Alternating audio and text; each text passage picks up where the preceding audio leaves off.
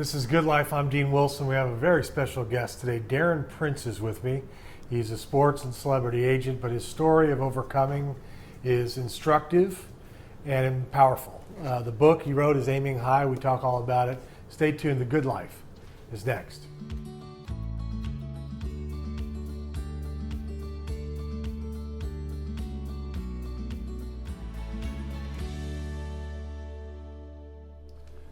Welcome to Good Life. I'm Dean Wilson. I have a special guest with me today. Darren Prince is with me. Darren is a prominent sports and celebrity agent. He's a global advocate for addiction and recovery. He owns the Prince Marketing Group, which represents icons in our country: Magic Johnson, Hulk Hogan, Charlie Sheen, Denise Richards, Dennis Rodman, Chevy Chase, and many others. So he's been successful in his line of work, but the bigger story really is kind of the life story that he's had. And so Darren, I welcome, first of all. Thanks for having us. Yeah.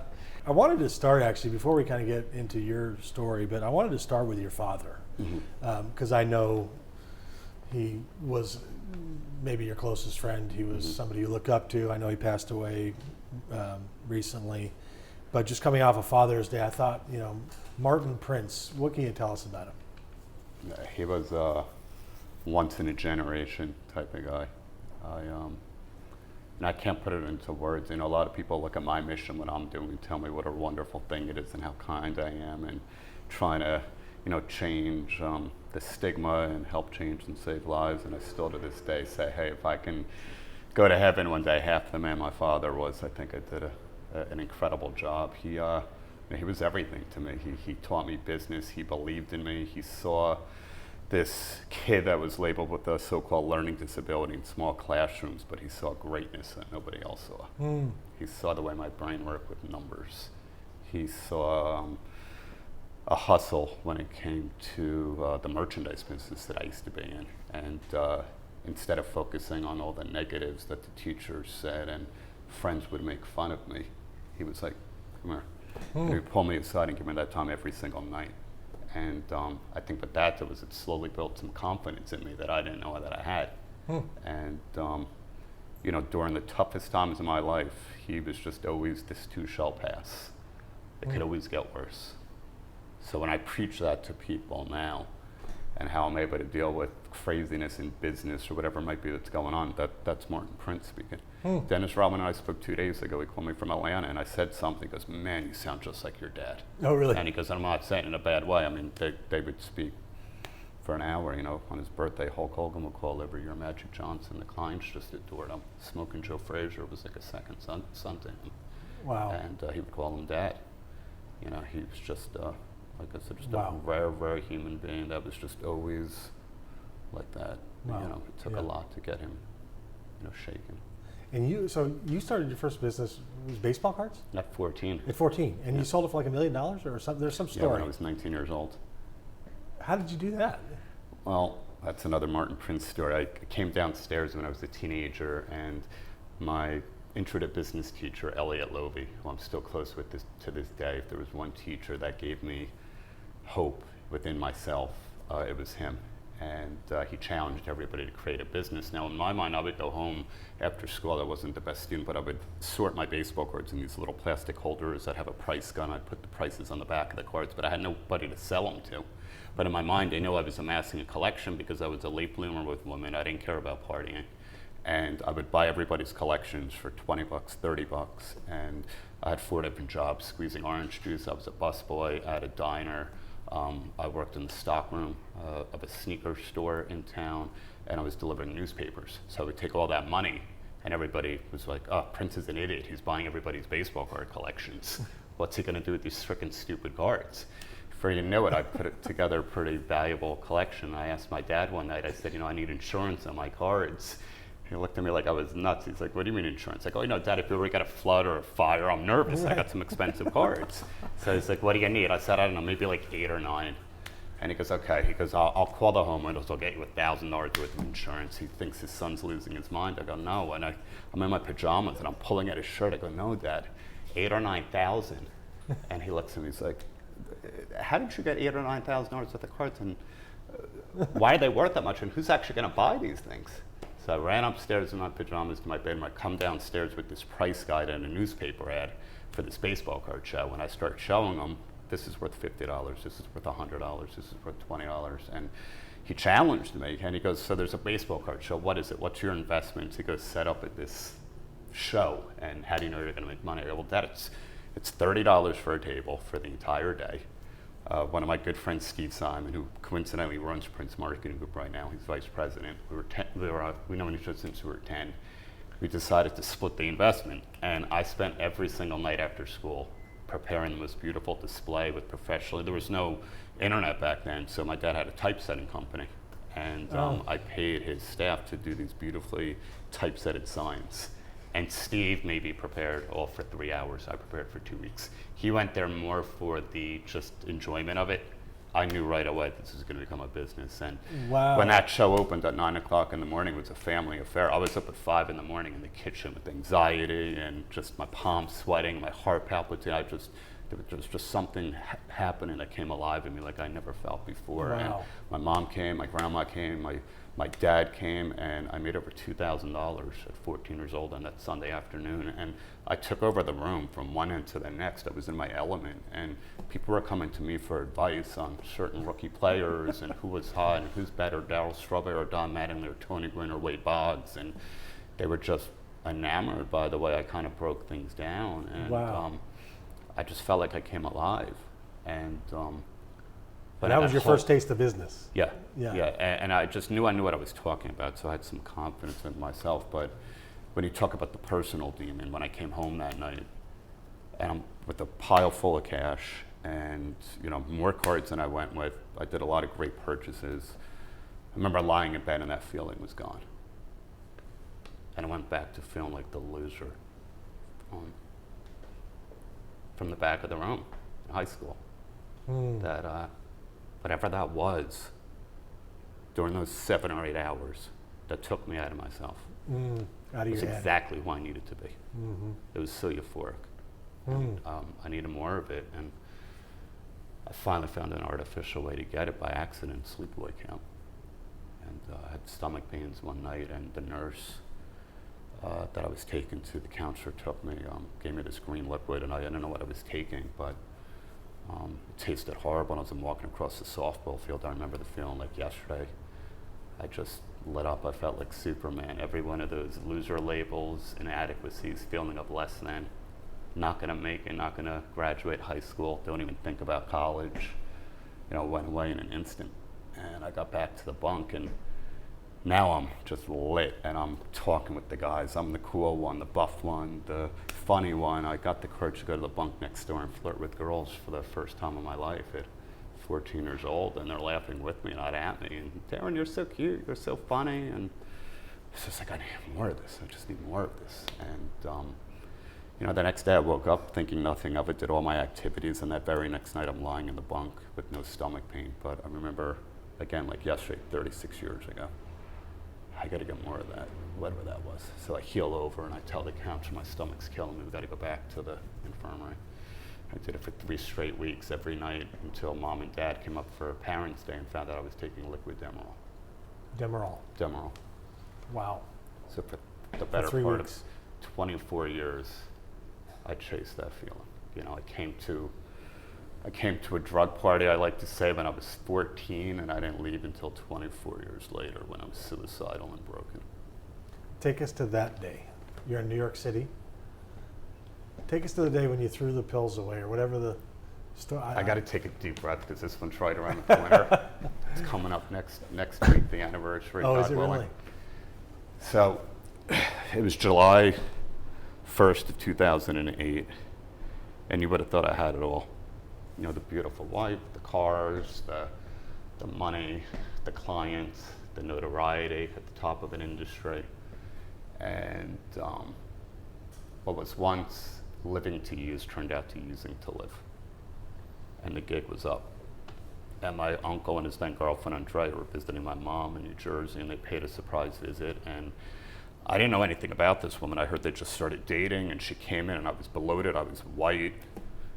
I had the shakes. I was just ready to go to rehab, not wanting to go to rehab. I'm too important to go to rehab.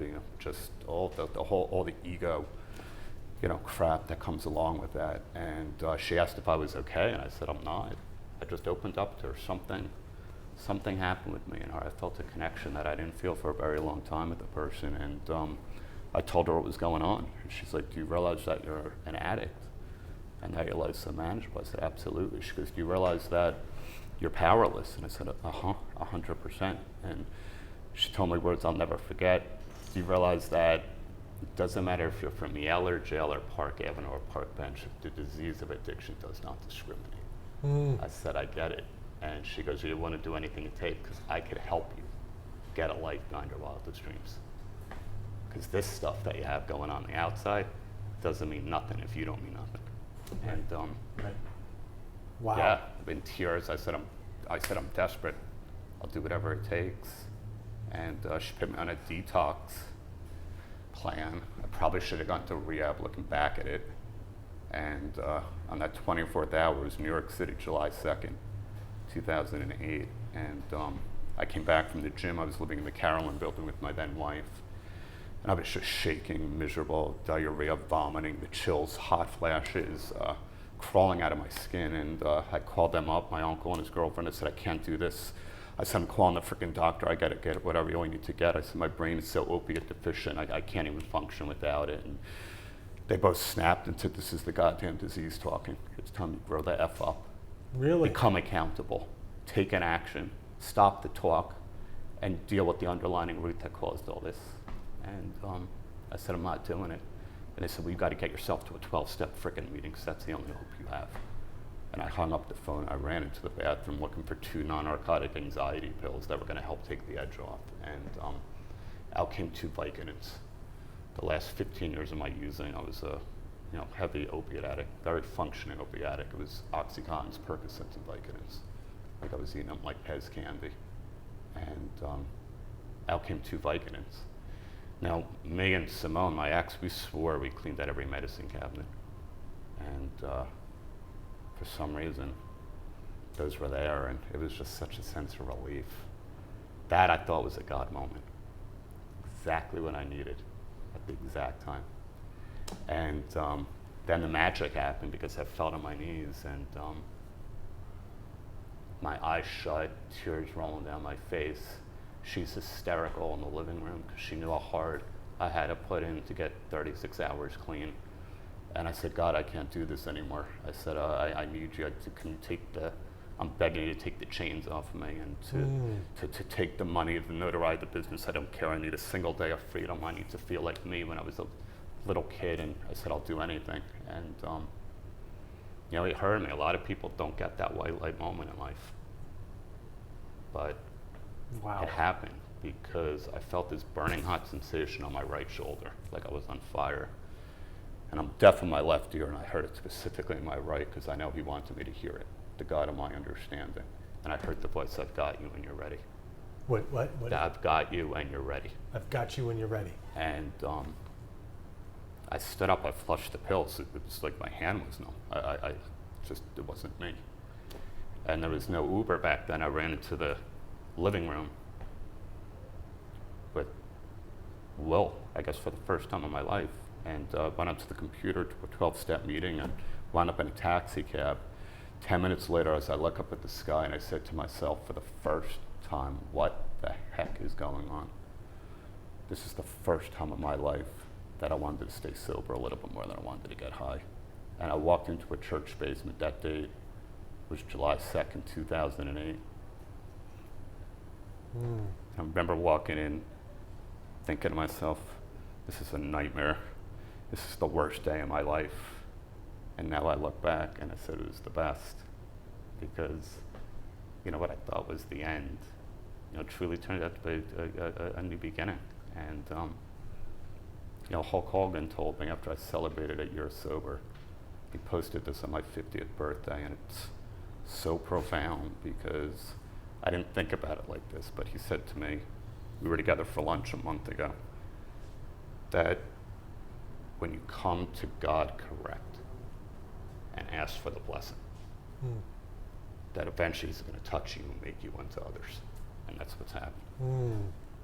Wow. That is unbelievable. Mm. July 2nd, 2008. Mm. So let's go back for 1 second. I don't want to spend too much time before July 2nd, 2008, but you like you said, even while using, you had built this unbelievable clientele at a very young age. Mm-hmm. So I'm curious, one, how did you do that? I mean, how do you get the clients that you've had? And two, there was a meeting that you were part of that is famous, Muhammad Ali and Joe Frazier, when they met and I guess reconciled. Yep.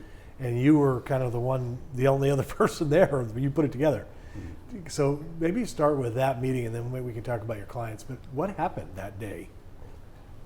Well, I was representing Smokin' Joe from 1995 on, so at that point maybe it would have been 7 years. And Muhammad, I represented him through my friend Harlan Winter, who was his longtime marketing agent. And we tried so many times to get them together, but the hate and the resentment against each other and the name calling and the media sensationalizing it and always keeping it alive. You know, one day Muhammad would be okay with wanting to make amends, and then Joe wouldn't be. And then one morning Joe would wake up and say, hey man, I want to see the butterfly, because that's what we would call him. Muhammad wasn't ready. And about 6 months prior to the meeting, Muhammad did a front page story with the New York Times. And it said, I want to apologize to Joe Frazier for everything I've said about him. I didn't mean to hurt him. I didn't mean to hurt his family. It was all done to promote the fight, promote our iconic trilogy and legacy together. And I wouldn't be Muhammad Ali without Joe Frazier, and Joe wouldn't be him without me. And that's one hell of a man. I like to shake his hand next time I see him. Wow. And my dad would work on both of them too. Every time we were with each one of them, would talk about, you know, it's time. The war. There's wars going on around the world. Right. If you two can show the rest of them and these other countries that you can make peace, could inspire other countries to do the same. And wow. It was 2 nights before the NBA All-Star game on a Friday. The All-Star game was on a Sunday night. I was in Philly, and Joe always wanted it on his turf. Joe still had trust issues with Muhammad and needed it to be in his hometown. He didn't want to go to LA or Louisville, where Muhammad lived, or in Phoenix, Arizona. He was open to it, but it had to be for some reason in Philly. So I got a call from Damon Bingham and Lonnie Ali. Damon Bingham is Muhammad's late best friend, the famed photographer Howard Bingham, and Damon also passed away sadly. He and Lonnie called and they said, hey, we heard you're in town. Harlan said you guys are going to be going to the All-Star game. And Lonnie's like, why don't you and Joe and Marvis come by our hotel suite tomorrow night for dinner? I mean, I'm like just shaking at this phone call. And I'm with one of my business partners, Nick Cordasco, and I'm like putting the phone on hold. I was like, bro, we got to get Joe to do this. We got to get Joe to do this. And I said, we'll be there. Because I didn't even ask him. I was like, I don't care if I got to get 5 people. We're dragging his ass to Muhammad Ali's suite. Right. And the only thing that was bittersweet was my dad was 2.5 hours away. He wasn't able to come. And plus, it was obviously super, super intimate. And Harlan, who was half the orchestrator being on the Ali side, was in Vegas for a huge conference. So I called him up and he goes, Darren, you got to make this happen. Don't worry about me not being there. This is history. And there'll be another time. There will be another time. And I told Joe, and there was no pushback whatsoever. Wow. He goes, the butterfly wants to have dinner. He goes, all right, man. He goes, what time? He goes, I'll be there. And then he called up Marvis, and the 4 of us were, we met maybe like an hour before. And what they don't know was I was in and out of my hotel room bathroom, probably at least 3 different occasions, chopping up Percocets and snorting them, because I didn't feel worthy for a second to be in the room with these 2 kings. And oddly enough, they loved and respected me more than I ever loved and respected myself. Wow. But you still remember? Do you remember? I remember the whole experience. The whole experience. Yeah. But you were snorting Percocet in the bathroom. I was lit up, but I remember it all. Do you remember? I remember what they talked about? I remember there's a certain point where we're having dinner and they're going back and forth. Muhammad's biting his bottom lip and he's like, Joe Frazier Joe Frazier. He goes, the gorilla. And he goes, and Joe drops his fork and goes, man, I had to whip your ass for 42 rounds. I thought we just made peace back there. We're going to go for a blood fight? And I'm like, oh, this is just incredible. This is going on. We're like, I think it was Ali's son, Nelson Mandela, a few months earlier. Joe was with President Clinton. I was just like, this is like, but I remember in that moment too, I was queasy. I did a little bit too much of the opiates and my hands were sweating. And I was like talking to myself, I'm like, why couldn't you be more present for this? Like, just you should have had a drink, or just, it always came to something to take the edge off. But I still remember everything. I just know physically I wasn't feeling the way, obviously spiritually. And so that was in '08. That was in 02. Okay, so let's go back to '08 and then forward. So talk about the process of, and I hear this a lot in the recovery community, of kind of the self-hatred to liking yourself, or not feeling comfortable, not belonging, not feeling like you deserve to be in the room, to I'm Darren Prince, I like myself. I mean, talk about how that happens, and I'd like to hear your testimony of that happening for somebody who's watching this right now, who's in that room, down and out, hates themselves, can't get free. Tell us about it. Well, they talk about it in amends, and the first amends you have to make is with yourself. That's why it's called the 12 steps. And what people don't realize, if you go back to the original fellowship, June 10th, 1935, it was Dr. Bob and Bill W. when they started AA. The only step that's got the word alcohol in is step 1. There's been since over 200 12-step fellowships that have adapted from their program, from all different things, from gambling and overeating. And those steps are designed as a way to clear out spiritually whatever it might be that's caused the self-harm, the self-hatred, the self-doubt. I never had self-hatred. Mine was just always a feeling of less than, not feeling a part of, not deserving of whatever it was that was, coming my way. In the end, when it got so dark, I hated myself. I hated this double life image that I've created. But one day at a time became a week, became a month. I became immersed into as many 12-step meetings as I can get. And then the real gift came after I celebrated a year. I started actually sponsoring other people. And I realized that's what it's about. Because to develop real self-esteem in life, for any of us, it's about doing esteemable acts. It's about giving back. Not just financially, it's of yourself, of your time, of your present moment when other people are struggling. And for me, it's not just in and outside of recovery. I know that I'm living my higher self if I'm helping Earth friends, whether they need a little pick-me-up, support, a talk, a voice. Yes, sometimes it could be, financially or opportunistic, if there's something I can do for somebody. But ultimately, at the end of the day, it's just to be present and there in that moment and be that source of safety to talk about your deepest stuff that's going on and to be accountable and, ask me what I think. And I've got a lot of people in my inner circle, clients included, that I know stuff that nobody in their life knows because I've been touched. I know I have been. Because I feel it every morning. And I've got God-managed coincidences. I call them GMCs. Like God? I call them God-managed coincidences, GMCs, that you cannot make up. And I've got a lot of people in my inner circle that see them happen. And, it's, I feel it's like a privilege at this point. That I'm able to speak to high school kids, grammar school kids, college students, adults. I've been at galas, functions. I've been to the White House when President Trump signed the $6 billion opiate epidemic bill on October 24th of 2018. I was one of 200 guests. I've been on Dr. Oz, Chris Cuomo, Tucker Carlson, 57 speaking engagements last year. Wow. And I know that he's working through me because, when I wrote Aiming High with my amazing publisher, Anna David, and Krista McGinnis, the writer, my co-author, we just wanted to help some people.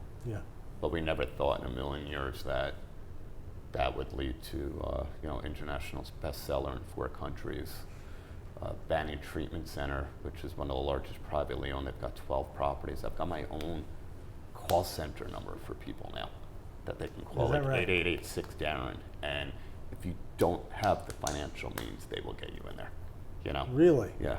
8886-DARREN. Yep, DARREN. That's really good. And now I've got, for people like me, Elite Home Detox, which is something I probably would have loved, where you can detox in 7 days, because I think a lot of people that are in a position, whether it's corporately or not, you're afraid of that 28 days. It scares the crap out of people to be holed up and locked up.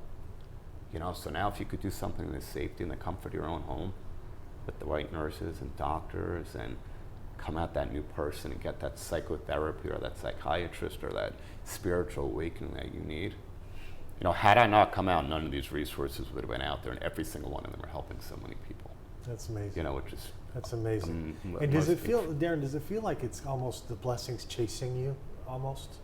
Absolutely. I mean, because that's what it sounds like. Yeah, 100%. Because there's plenty of days where I'll literally just sometimes lie up in bed at night and I'll cry to myself, because it just gets so overwhelming that I know there's going to be something happening tomorrow. There's going to be a random from England that comes in on my Instagram, or a media opportunity that's really going to be able to help me send this message to millions of people that are sick and suffering and living with the stigma, to understand that the strength comes from making that change.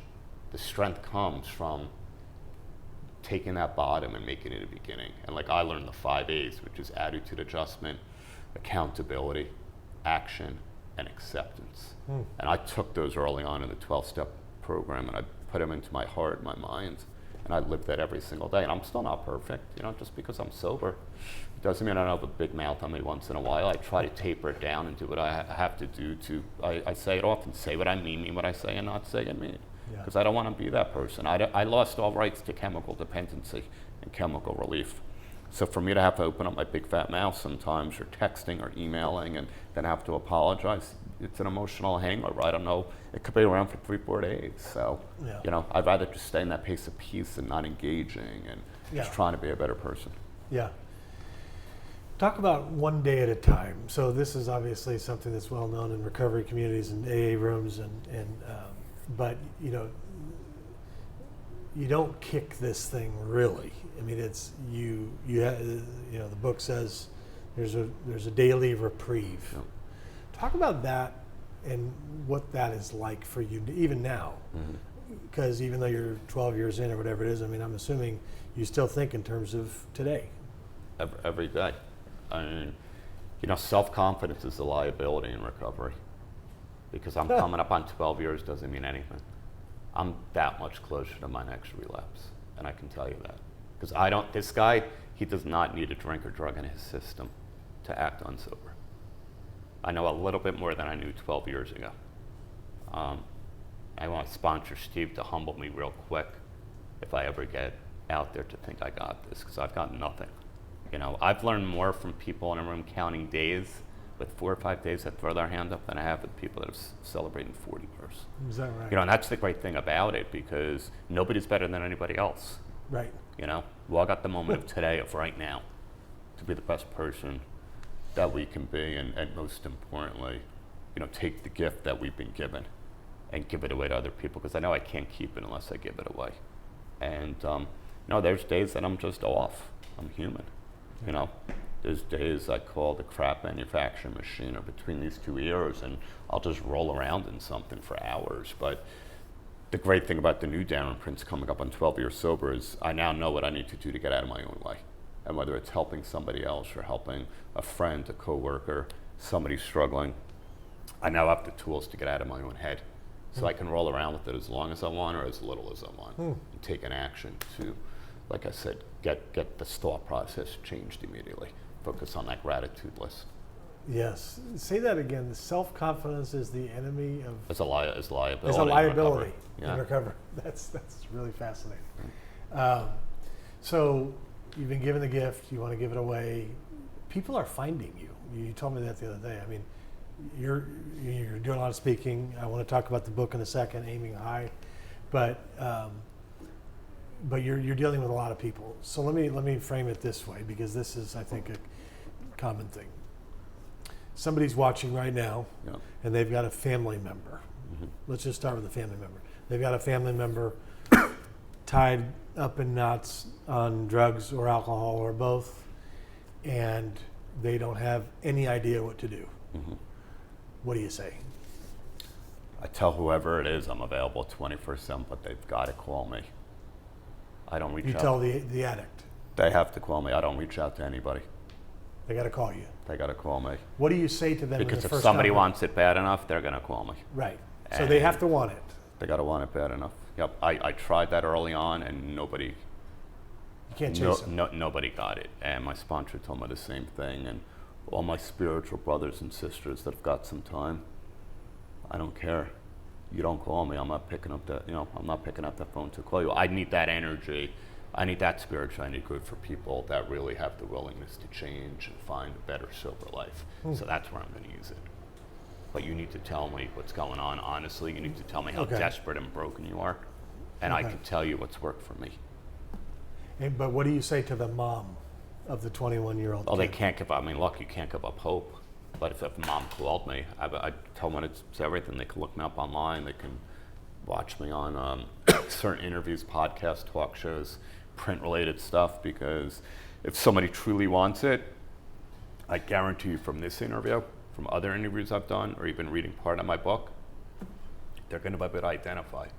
They're going to put aside the BS title of that whole super age or whatever people want to call me, because I know that's not true. I'm just a degenerate drug addict looking to give this gift away one day at a time, and I'm sober today.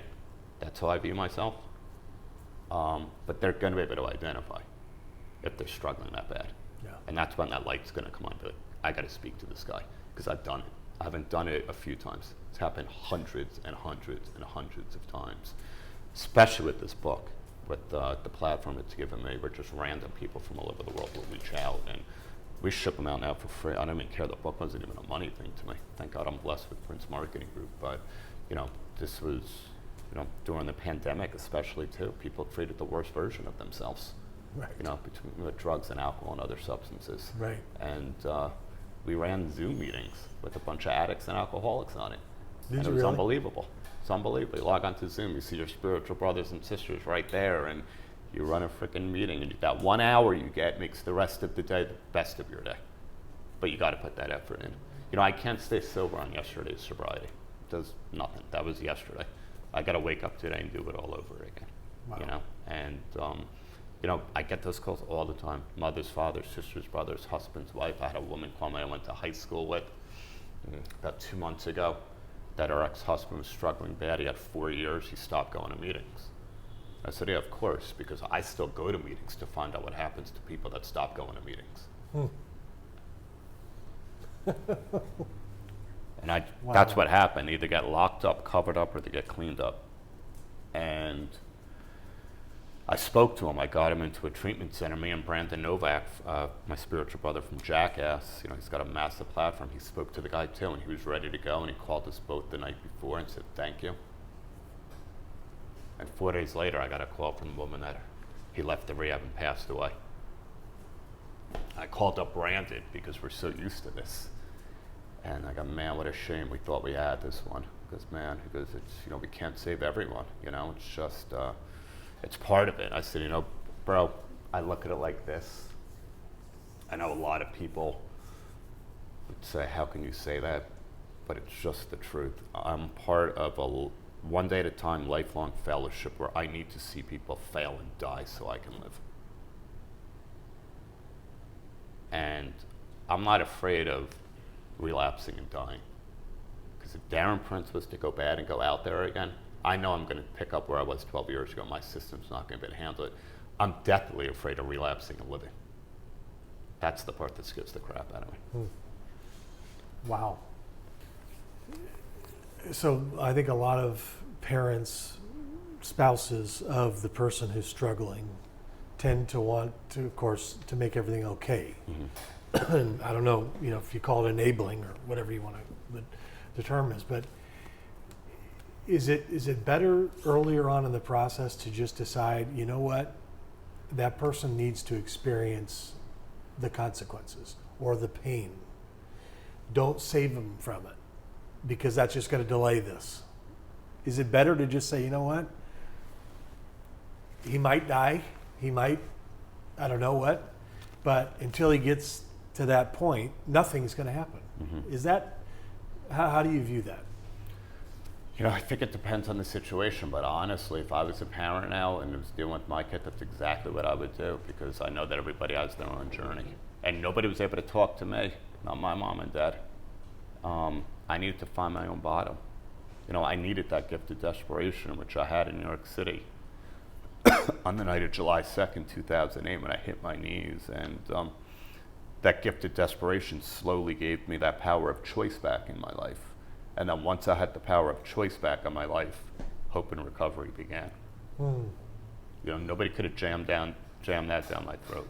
Wow. I had to want it more than anything. To this day, there's nothing that comes even remotely close to my recovery. I could lose the business tomorrow, wind up broke.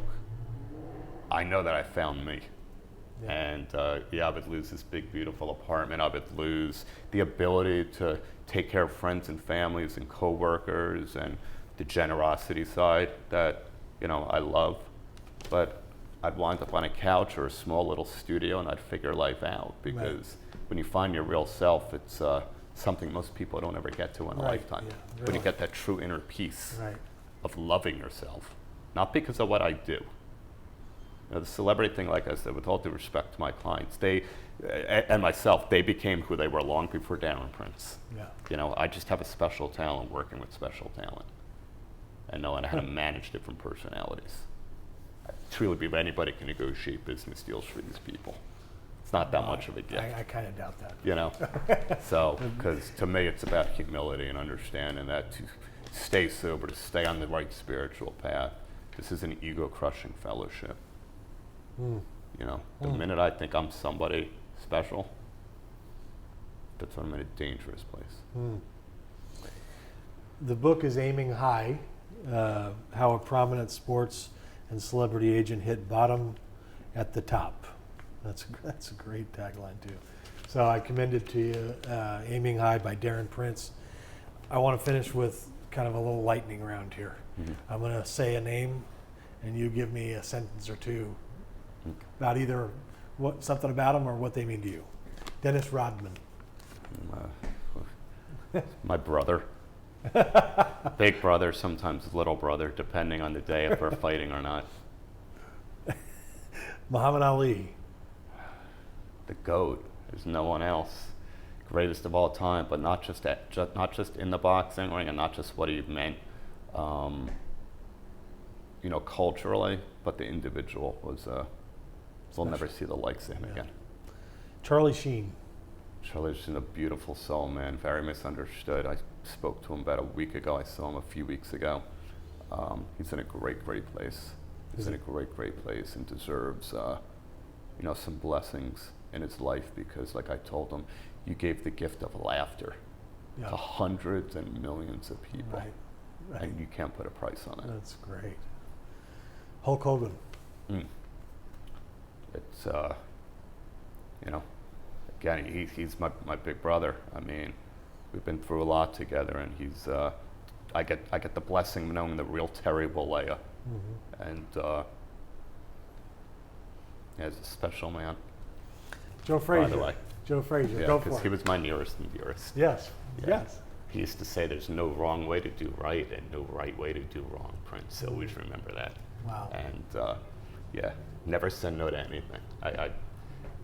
When I get on my knees every night and pray, I you know, ask God to please let my dad and Smoke and Joe know how much I love him and miss him. Oh, that's wonderful. Lastly, Magic Johnson. Oof, that's one that's always tough. It's the one that gave me my shot. It's the reason Prince Marketing Group exists to this day. I did the honor of writing the foreword in my book, and year and a half before I got clean and sober, he gave me 30 minutes on the phone because he was so worried about me. here I am working for Magic Johnson. It took me a year and a half later to get clean. But he's as proud as anybody, and it's very special to my dad as well. Wow. Wow. This has been amazing. Thank you. Aiming High is the book. Darren Prince Marketing is the company, but this is Darren Prince, the man. Darren, thank you. This is Good Life. We'll see you next time.